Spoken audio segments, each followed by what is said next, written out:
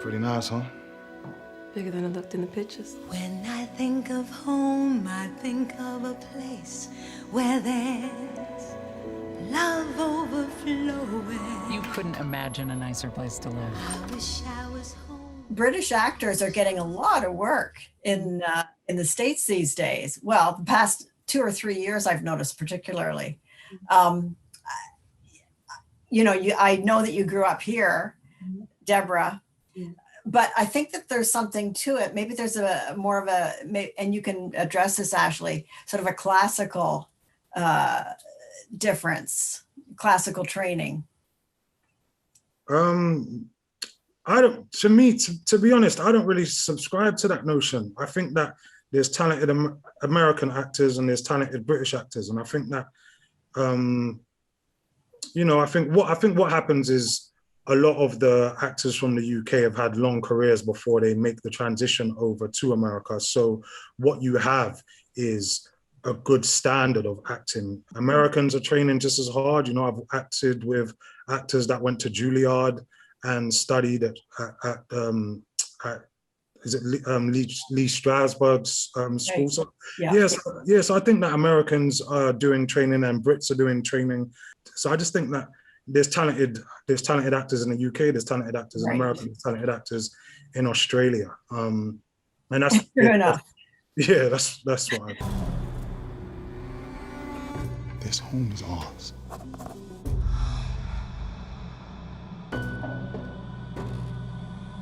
This is how it begins, with one family.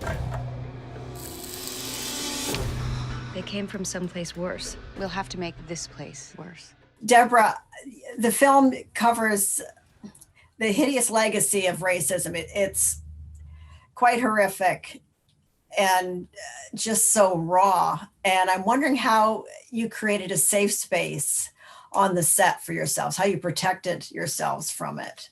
One, I leaned on the Emerys. I leaned on Ashley and Melody and Shahadi, and just we supported each other. We had to. It was a hard process, and it was just, it required every bit of us. And so we had to support each other through the process. And I think that it shows on screen just how genuine our chemistry is. I also got therapy. There was a therapist on call for anyone, cast or crew, who needed to talk some things out, who may have been triggered by anything they saw on set that day, which I thought was amazing and should happen more often. But I also got my own therapy just to kind of have someone to unpack all these things that I was uncovering, because I just got so used to experiencing the microaggressions, the racism, the sexism, and just kind of, showing up. And then I feel like Lucky gave me the opportunity to just let it all hang out in a way that was terrifying, but glorious. And I needed it more than I ever knew. But I wanted to be able to heal properly. Like I made the analogy of it being like a bone. Like when you break a bone, you have to make sure that it's properly in line so it can heal correctly. And that's what I kind of did for my spirit and my heart, after this process. So, did it take a toll on you, Ashley? Yeah, definitely. I think it did take a toll, because I think you don't realize going through your life how many things do affect you on a day-to-day basis. And this is a very triggering piece. It's a piece that is showing real life events. These are things that have happened. So even if you take away the horror genre aspects of it, a lot of the events that took place in the show took place in real life, and they're all poured into the Emery family. So for me, I was deeply affected by it, actually.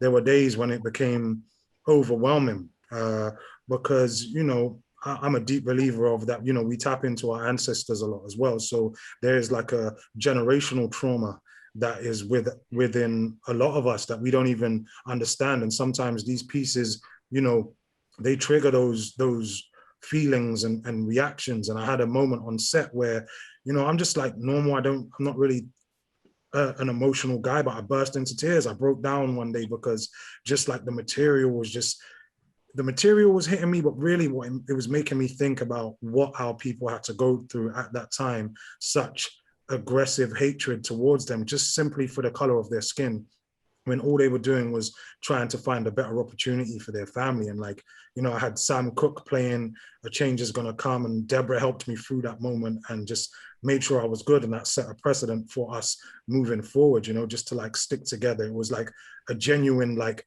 duo team of like two leads really sticking together, and then having our two, you know, princesses with us and just making sure that they were good at all times as well. So we were a real family unit.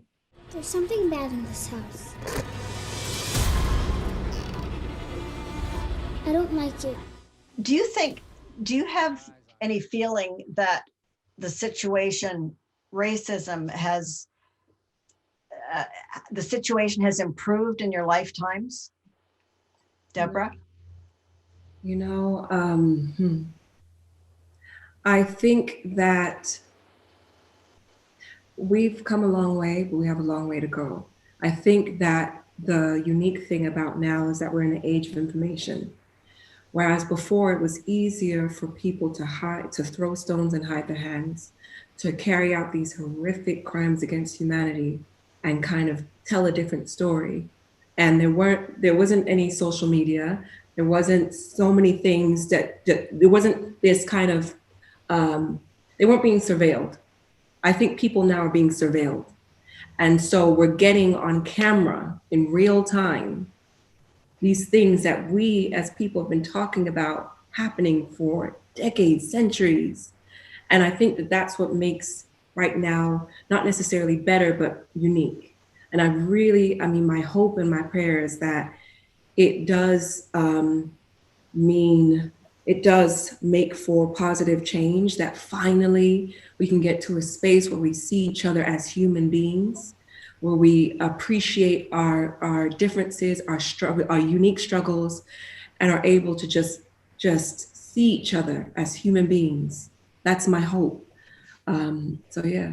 Yeah, I think that, you know, yeah, like as Deborah was saying, like under surveillance, I think in the advent of the camera phone has really helped to shed light on what's been going on for centuries. And it's just now people are getting the opportunity to see it. And it is helpful that on one aspect that people are filming it and we can see it. It's also damaging that, you know, we become normalized to this abuse of Black bodies. But what I do think is that, you know, there has been a change for sure, but then for some people there hasn't been any change, and they feel just as held down and just as prejudiced and feel as much social inequality as they've ever felt. So I think in some aspects it's changed, but then in a lot of ways it hasn't.